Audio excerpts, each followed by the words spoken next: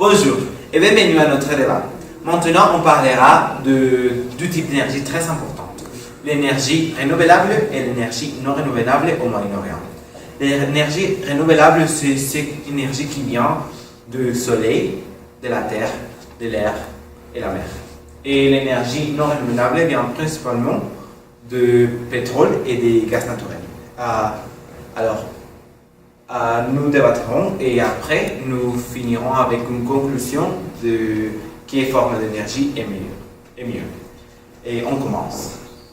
L'énergie qui est utilisée dans le Moyen-Orient est principalement constituée par des ressources comme le pétrole. Dans cette région, il y a un tiers de la production mondiale de ces ressources. En conséquence, 98% de l'énergie qui sera utilisée dans le Moyen-Orient et dans les années à venir proviendront de ces ressources. Ces ressources est très importante pour la mobilisation des pays comme les Émirats arabes unis et parce qu'il sera utilisé comme moyen de transport et c'est pour ça que les énergies non renouvelables et les combustibles fossiles sont très importantes et seront très importantes pour les pays dans le Moyen-Orient. Les causes principales de la contamination dans le Moyen-Orient viendront comme conséquence de l'utilisation d'énergie non renouvelable. Par exemple, pays comme Afghanistan, Iran et Pakistan qui seront les plus pollués dans le monde d'ici 2017. C'est parce que les derniers trois pays utilisent une forme d'énergie non renouvelable comme sa première forme d'énergie. Par contre, l'énergie renouvelable aide pour réduire les impacts environnementaux.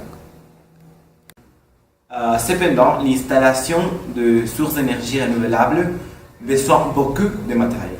Et ce matériel est très cher. Par exemple, l'installation d'un camp éolien pour la production de l'énergie éolienne coûte entre 1,2 et 1,7 millions de dollars. La majorité des pays qui conforment le Moyen-Orient n'auront pas les ressources suffisantes pour la production de ce type d'énergie. Pays comme le Yémen, la Jordanie, la Syrie, l'Irak, le Pakistan, le Kazakhstan, le Kyrgyzstan et d'autres pays se sont classifiés comme pays à faible revenu. Et c'est peu probable qu'ils pourront participer à ce type de projet par la production d'énergie renouvelable.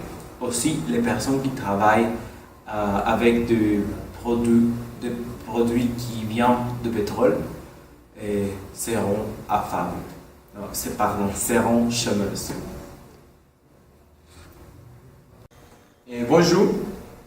C'est vrai que la production des plants éoliens pour la production de l'énergie éolienne coûtera très cher, mais il y a beaucoup d'alternatives pour changer la forme de consommer l'énergie.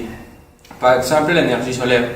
Ça sera dû à l'aptitude de la région à changer la forme de consommer les types d'énergie et l'exploitation de ces types d'énergie. Et aussi, on doit savoir que l'espace pour construire des centrales éoliennes et solaires seront dus à la production de l'énergie solaire. Et le Moyen-Orient ne produit que 45% de l'énergie renouvelable mondiale. Et aussi, les personnes économiseraient plus. Et à long terme, ça sera un investissement. Par ailleurs, les pays comme Koweït, Qatar, Oman et Émirats arabes unis ne produisent que 1% d'emplois au ces pays. Merci beaucoup. Listo. Bien sûr. Et finalement, on doit savoir que les types d'énergie renouvelables seront C'est très important pour l'avance que nous devons avoir comme être humain. Ça sera notre responsabilité comme membres de la société, chercher des énergies renouvelables qui aideront le monde. C'est pour cela que les gagnants de ces débats sont André et Antoine. Congratulations. Merci beaucoup.